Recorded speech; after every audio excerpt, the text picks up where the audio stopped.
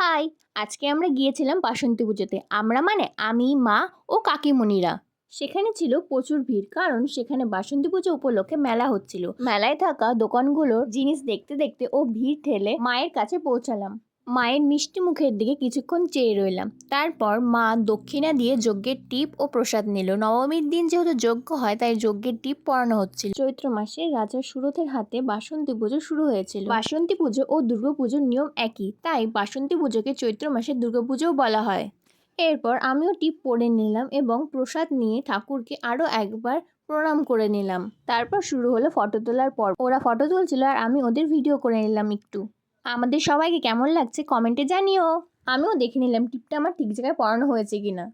পাশে প্রোগ্রাম সেইখানেও প্রচুর মানুষ জমা হয়েছিল। এই মেলাতে শুধু বাচ্চাদের রাইড ছিল। এই ভিড়ে এইভাবে মায়ের হাত ধরে আমি পুরো মেলা ঘুরেছিলাম। তারপর কাকিমুনির একটা ব্যাগ পছন্দ হয়েছিল, সেটা কিনলো আর আমি বাচ্চাদের রান্নাবাটি দেখছিলাম। তারপর আরেকটু মেলা ঘুরে বাড়ি চলে এসেছিলাম। আজকে এইটুকুই, কাল দেখাবে, বাই।